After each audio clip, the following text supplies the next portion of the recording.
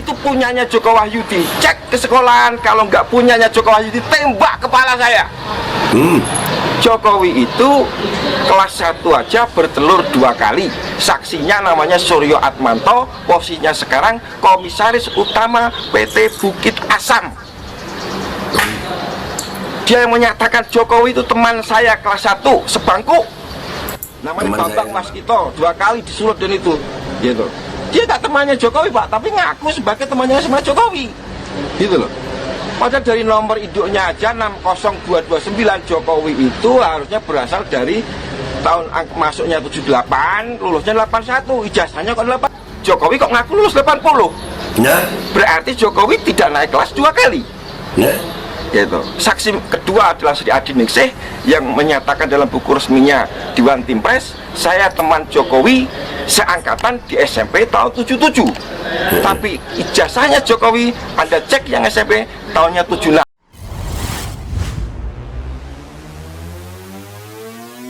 Bjorka dan Bambang Tri tekan Jokowi soal pembobolan, pembongkaran, dan penguakan data pribadi yang mengemuka adalah kerja Bjorka dan skala lebih kecil Bambang Tri.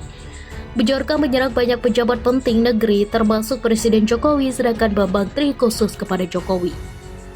Meski Bambang telah dipenjara untuk kasus pengungkapannya, namun saat ini suaranya masih sangat nyaring khususnya tentang pemalsuan data Jokowi. Bjorka mengejutkan dan akun Instagramnya membuat gemetar pejabat penting Indonesia. Data pribadi diretas mulai Puan Maharani, Erick Thohir, Johnny G. Plate, Tito Karnavian, Luhut Panjaitan hingga Joko Widodo. Badut Istana, Denny Siregar pun ikut dibongkar-bongkar. Menko Polhukam Mahfud MD menyatakan kebenaran data yang diretas oleh Bjorka, meskipun menurutnya masih yang umum-umum. Kabinet geger dan Jokowi ketar-ketir lalu membentuk tim lintas sektoral emergensi response yang terdiri dari Kemenkominfo, BIN, BSSN, dan Polri untuk melawan Bjorka.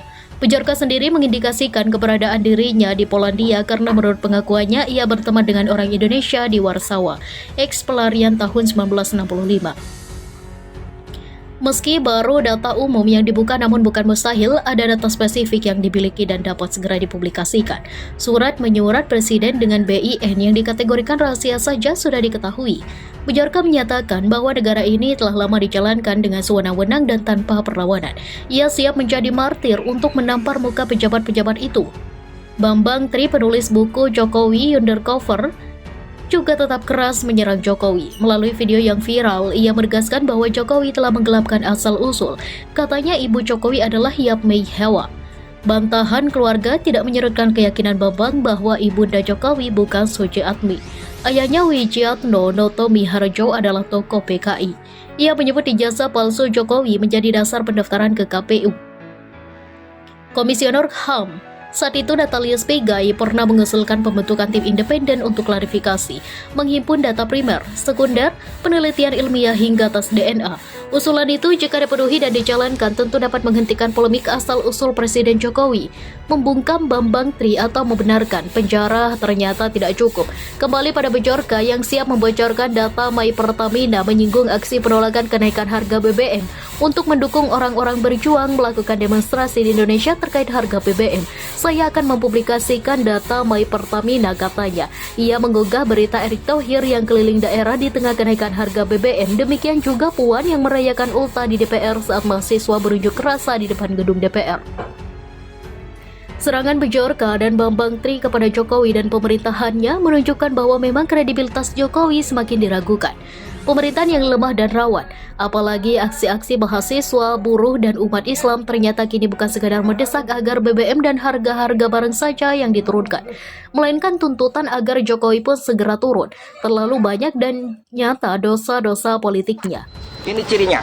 Tapi sekarang masalah sudah bergeser karena saya telusuri semua ijazah dia palsu. Ijazah SMA dia itu hasil nyuri dari orang yang namanya Joko Wahyudi. Nomor induknya 008, nomor seri ijazahnya 00008.